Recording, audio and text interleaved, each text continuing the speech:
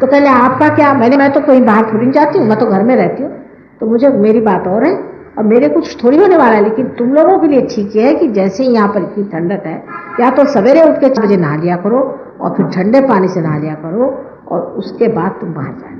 वैसे भी गर्म पानी से नहा कर बाहर जाना बहुत गलत चीज़ है, चाहे यहाँ हो चाहे कहीं। उसके बाद हमेशा ठंडे पानी से नहा लेना चाहिए। गर्म पानी से नहाने के बाद भी हमेशा ठंडे पानी से नहाते रहिए तो आपको जुकाम सर्दी कभी नहीं होती।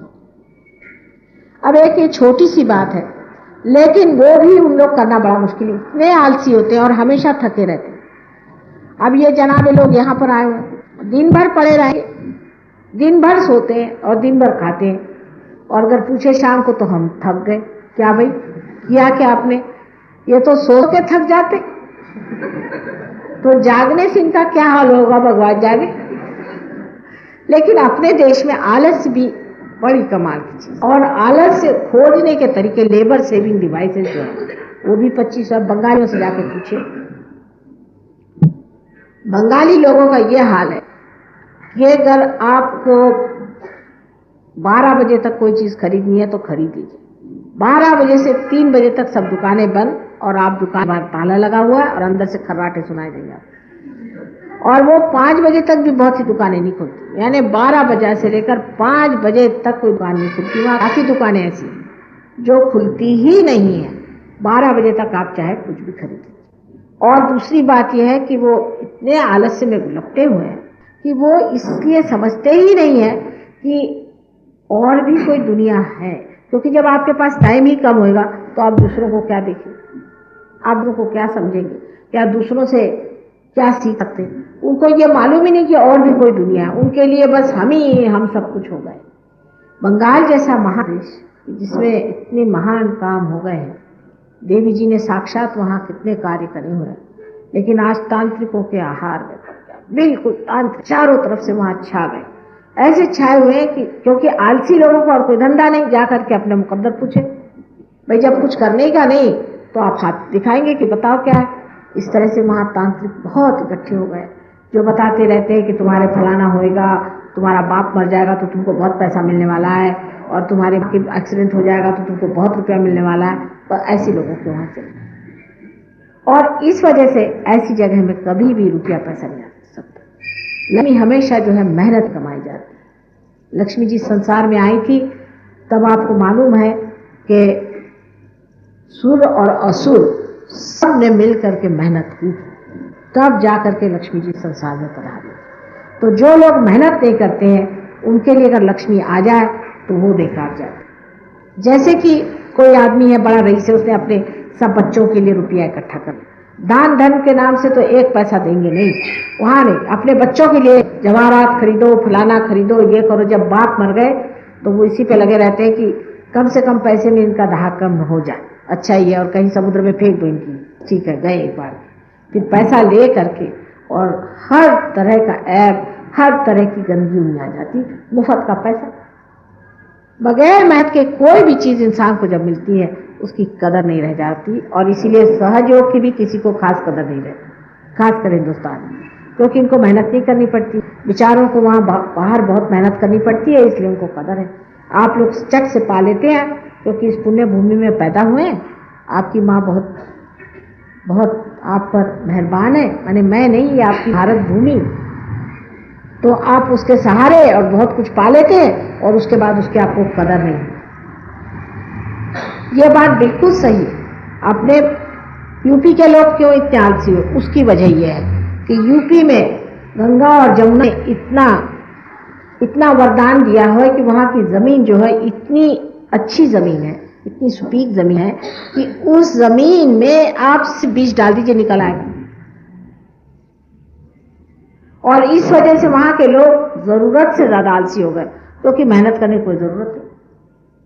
कुछ भी आप कहिए कि चलिए साहब जरा सा घुमाए गए, अमा यार बैठो अभी तो आए, सारा दिन उनका यही चलता रहेगा कि साहब आए लखनऊ, कहने लगे कि हमने कहा कि आपको पुणे नहीं जाना, आपकी बहन वहां, कहने लग जाना तो है भाभी पर बड़ा मुश्किल। मैंने कहा क्या मुश्किल साहब, मैं आपको टिकट निकलवा दूंगी, आप चाहिए तो आपको में बिठवा दूंगी, और क्या चाहिए। कहने लेकिन लाख में ठंड लगी तो अब उठाइए और खोलिए बिस्तर और रजाई निकालिए, तवालत नहीं तो क्या। वहाँ के एक एक आलसियों के वर्णन है, हालांकि हमने भी बहुत देखे, लेकिन वर्णन है कि एक बार वहाँ पूछा गया कि भाई तुमसे जो सबसे ज्यादा आलसी हो एक कदम आ गया। बहुत से आलसियों को बिठाए तो सब लोग आगे आ गए, एक पीछे रह गए। उन पूछा भाई आप क्यों नहीं आ गया है? कि ये तवालत कौन करे कि आ गया है।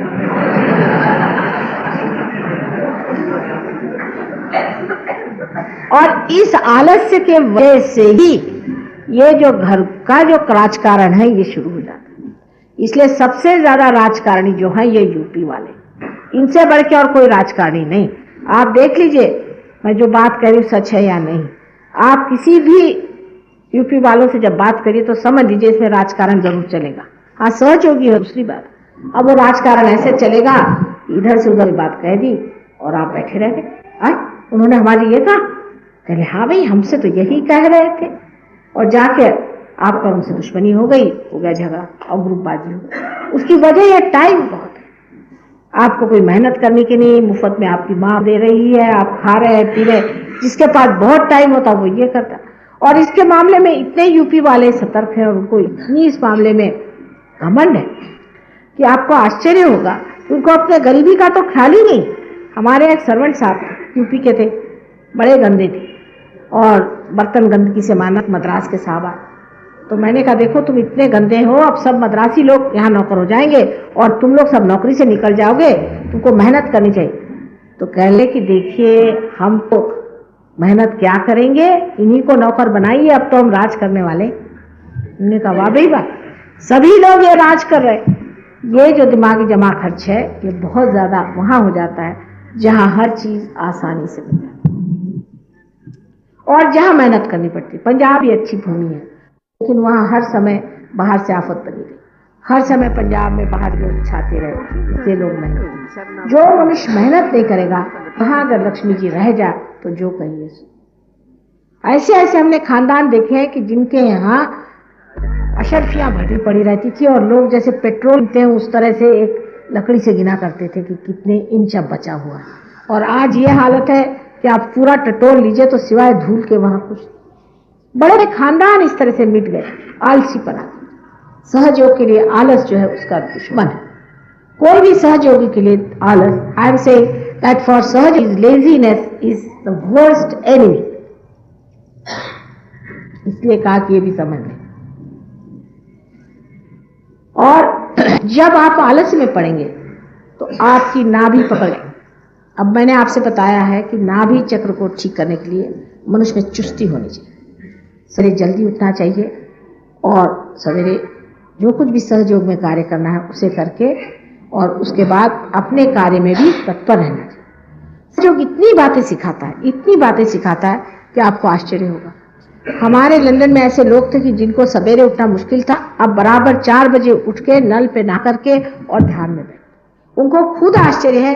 तो मैंने पूछा कि कैसे बात कर ले माँ, आप सवेरे हमको 4 बजे जगा देती हैं, सब काम आप जगा देती और हम जग जाते। जब तक अपने देश में ये चुस्ती नहीं आएगी, हमारा देश गरीबी से, चिल्लाने चीखने से और भीख मांगने से कभी नहीं जाएगा। भीख मांगना तो सबसे बुरी चीज है। मैं कहती हूँ इससे अच्छा है कि देश भूखा नंगा मर जाए, पर दूसरों के आगे हाथ फैलाने की क्या जरूरत है आप लोग। इससे बचे मैं कहती हूँ मलिन और गलित चीज कोई नहीं। इससे अच्छा है कि हम लोग मर जाएं, वही ठीक है, बजाय इसके कि आप जा करके दूसरों देशों से भीख मांगते। आपके देश में किसी चीज की कमी नहीं, किसी भी चीज की आपके देश में कमी नहीं।